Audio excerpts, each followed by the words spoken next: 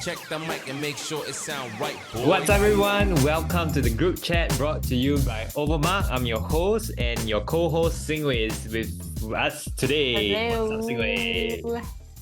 Yes. Hello. So today we're going to talk about a topic that impacts us all, including ourselves, which is how to stop being lazy. Right. So, I mean, all of us, we are just humans, we are all lazy in different varying capacities, of course. And today is not saying that me and Sing is not lazy. We're pretty lazy people too. Everybody is lazy. You'll be lying if you say you're not. But I think what we want to do is more of an exploration, right? In terms of what were some of the common obstacles that we face, how laziness set us back, and how we have our own mini know-hows to overcome them. Even though we're still lazy in certain aspects, but how do we overcome it for the more important parts? Sing Wei, for yourself, right? When do you find yourself being lazy the most?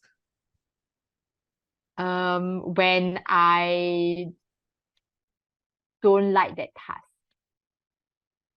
Like I know that task will not bring me joy, right? Because honestly, you won't be lazy for something that will bring you joy.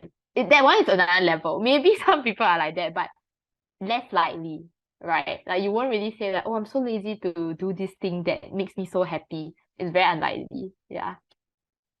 Another thing that I feel a bit lazy, lazy / scared to do are things that I have no confidence doing. Like, for example, when I was a student, if like I didn't learn the chapter well, or I'm very weak at the subject, I'll be really like lazy / resistant to do it because I know True.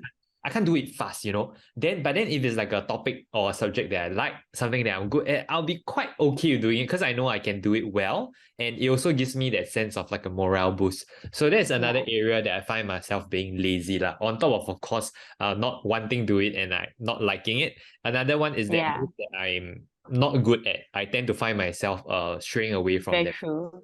Yeah. It's like lazy / scared. Right, it's always a combination of both, I feel, and one compounds another, and then it starts to develop into a negative cycle, and then you just feel like you do not want to tackle it at all. I think that's something that hopefully we can find a way out of that vicious cycle, and I think more importantly, understanding what is causing it in the first place. So before the podcast, I was also chatting with Xin Wei. Xin Wei went for a workout today. Xin Wei, tell us more about your workout. Oh yeah, I think exercise is one of the things that people get lazy about, right? Like I must admit that I also do. And so what I did was that I signed myself up for a program, and you just have to stick with it. So you already block out time for for that thing. Even you are lazy, but it's already scheduled. So just have to bring yourself there. Yeah. I mean, I can kind of relate to that a lot because as a athlete myself, right? Now maybe not a athlete already lah, but back in my school days when I was a student athlete, I find that trainings are tough, right? But something that makes it a lot easier is that when I have people to do it and knowing that is a recurring regular thing. So instead of getting to choose, right? Giving yourself the choice to decide whether you want to go or not to go, a lot of times you will take the easier route out, path of least resistance, as I always say. Then we become lazy. But if you don't really give yourself a choice in that sense, like you just need to do it, and that's the only choice because you have scheduled your time out for it, you sign up for it, you committed to it, I think it just makes things a lot easier. And I think this alludes to maybe my first point in terms of how to overcome and how to combat laziness is to inbuild it into your routine as part of your schedule. So if you are lazy to do your homework, for example, you don't give yourself the choice to decide if you want to or you don't want to do the homework. Instead, you block out, say, every day from 9 to 10 p.m., this is homework time. And you don't give yourself a choice to decide if you want to do homework because you already know that this period of time is dedicated for you to do your homework, and you really go and do your homework. Then I think that is just in a way making sure you keep yourself disciplined to do what you're supposed to do. Of course, don't pack your whole day until you don't have time to rest. But what we mean is usually like work hard, play hard. So if it's time to do work, get work done. And then once you're done with that, duration of time, you can move on to maybe your relaxation activities. We're not asking you to not have a life, but it's more about staying disciplined in the moment of doing what you're supposed to do. So that is one tip that I always have for myself. For example, in the morning, I'll block out, okay, from 11 to 1 o'clock, I'll go to the gym. And I commit myself to it, and I don't give myself a choice to decide if I want to do so or not. It's like how me and Xin Wei block out today from 10 p.m. to 11 p.m. the podcast, and we're here because we committed, right? So it will be similar kind of idea. Yeah. So I think that worked for me, and it could work for you. Xin Wei, what else would work for you? I think there is one thing that recently I was reading a book called Dopamine Nation. It's a very bio focus, like because it has to do with neurotransmitter and everything. But I really love this book because it brings out a very important concept: pleasure and pain balance in your body. So think of it as like a beam balance, and there's pleasure and pain. When you when you do things that bring you a lot of pleasure, let's say scrolling TikTok, right? It's like quite shock, see all the new content and everything like that. When you load on the pleasure, your body will naturally need to load on the pain side to like balance it out. So this pain comes in what form? It comes in the form of wanting like more of the pleasure, and like when you don't get the pleasure, then you feel very like sian, you feel very down, like you keep wanting more of like, okay, I want to keep scrolling. If not, you feel like some emptiness. But when you are having that kind of like anxiety, emptiness, you can't bring yourself to go do homework or go and study. Yeah. So the tip is that load on the pain side first. So doing things that you don't enjoy, which is, I guess, studying, doing your homework, or even exercising, right? Like, they are just not as easy as sitting there scrolling TikTok. You do those first already, then you load on the pain side, your body will load on the pleasure side. So then after you finish doing already, right, then you actually feel happy internally. Yeah, I think that is a very important tip. Like I didn't really understand why, but my teacher, even when I was a student, they already always say, if you have bio, physics, chemistry to study in a day, and you hate bio the most, then you do bio first. Then you go do chemistry and physics. And I think this book explains it very well. Like the balance. It's all about balance. In chemistry, you call it equilibrium. A similar idea lah. I mean, different book, but I read this book that's quite probably one of the most popular ones, which is called Atomic Habits, and it's about building good habits. And habits are not necessarily pleasurable, meaning it might be a habit that you do not like, but it is a habit that you must get going. That would keep your life better in the longer term. Relating to the word dopamine is usually related to more instant gratification kind of things. Like maybe scrolling social media is one, eating unhealthy food is another. You get that instant sensation that makes you happy, but you need to understand that while dopamine is important in certain aspects, but in general I would consider it as a more negative sort of a drug that your body produces to keep you moving towards a certain behavior. Instead, right, if you focus on more long-term gratifications, meaning longer-term things like making sure you feel healthy, making sure you feel accomplished, those long-term goals actually translate to more long-term happiness. I forgot what's the exact name of the drug that is produced by your body in relation to that, but I think you want to focus on those more because those produce longer-lasting effect and will be more in line with your life goals. Now, on the idea of how to do difficult things, something that I learned from the book as well is called bundling. Meaning as you're doing something difficult that you don't want to do, you do it together with something that you want to do, right? So this makes the whole process a little easier. So let's say something unhealthy, right, is maybe having like a guilty snack of like chocolate bars, right? Like that is really not good for your health, but you really love it and that's something that you do. Maybe you can bundle it with studying. So when you study, you eat the bar, and you eat the bar, you study. So even though like one is good and one is bad, it sort of like balances out. And when you bundle them together, the difficult thing seems less difficult because now there's something out there that you like. Or you could be like, maybe I love music, but I hate studying. You could listen to music and study. That's just a way of bundling it.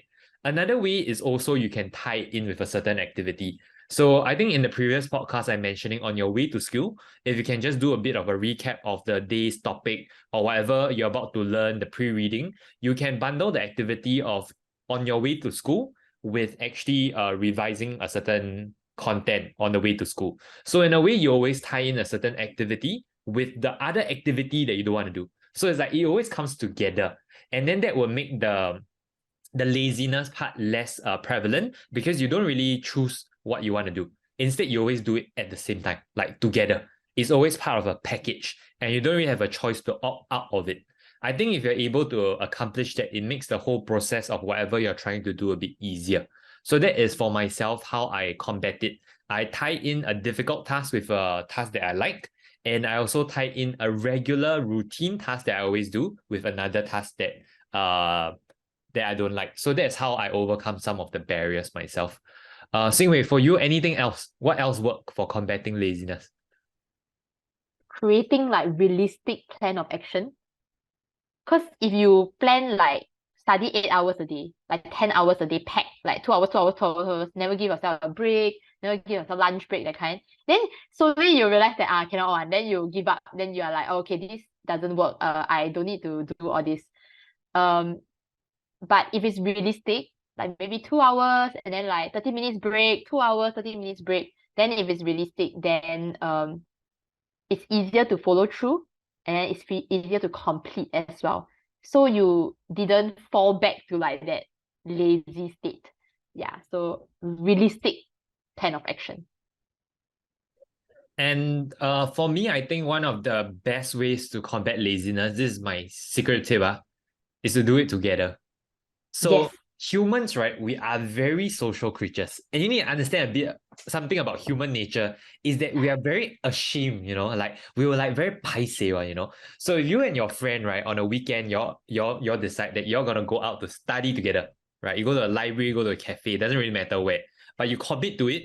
Imagine, right, you don't turn up. Your friend won't have it will be the end of you, like they will like destroy you, like why you didn't turn up, right? And you'll talk about that for the next 2 months or something, right? That you left them there by themselves. So something that I learned that was very effective to help me do the task that I don't like is to do it with somebody else. Because in that way, you hold each other accountable and you also make yourself feel more responsible for doing a certain action.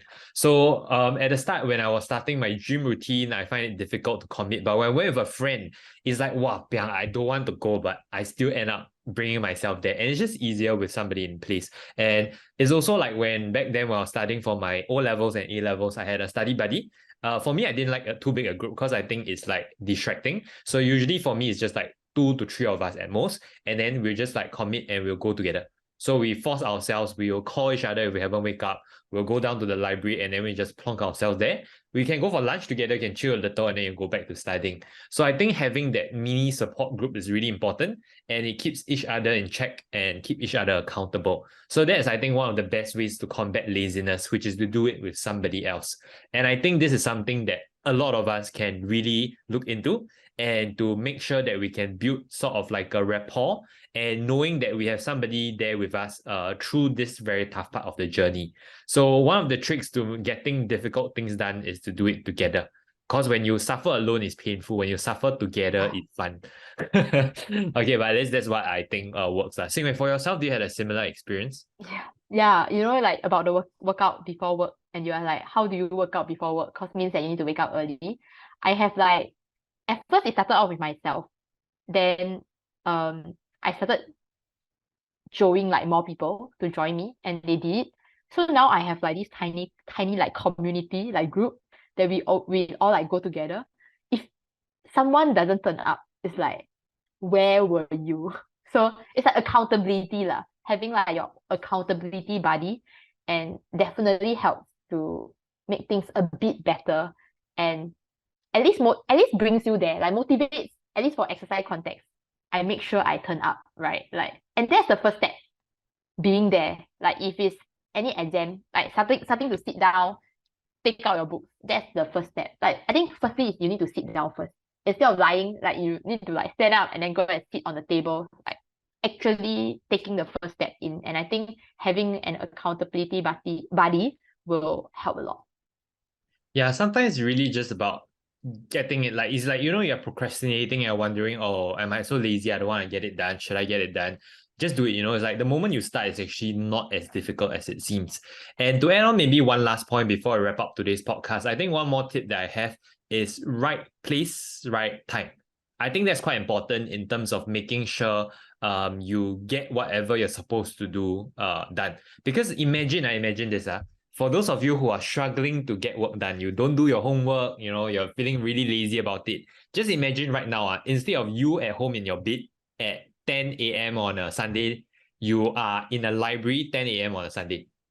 Like, you just think about it, what activity are you more likely to do?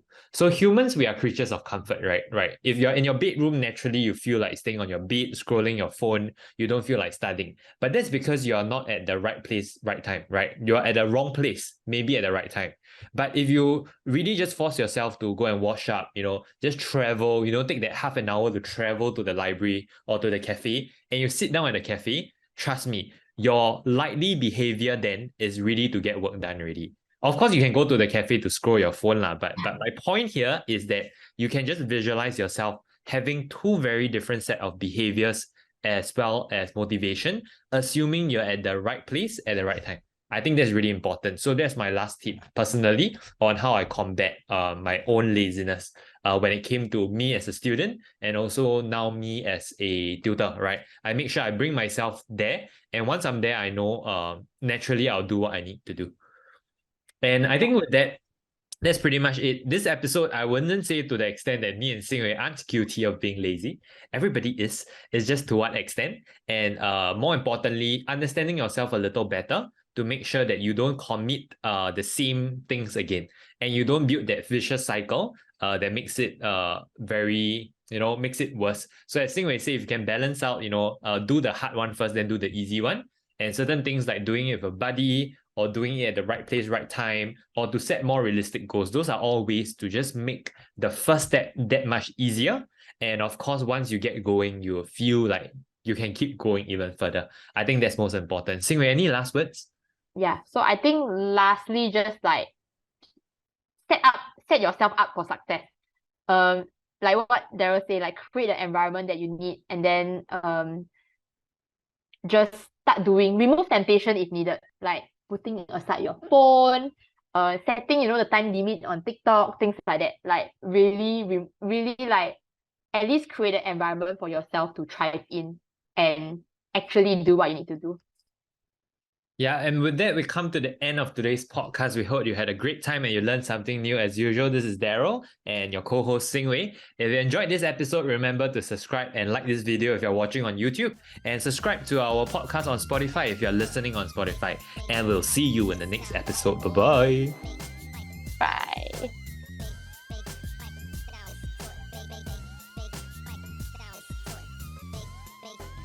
It sound right, boy.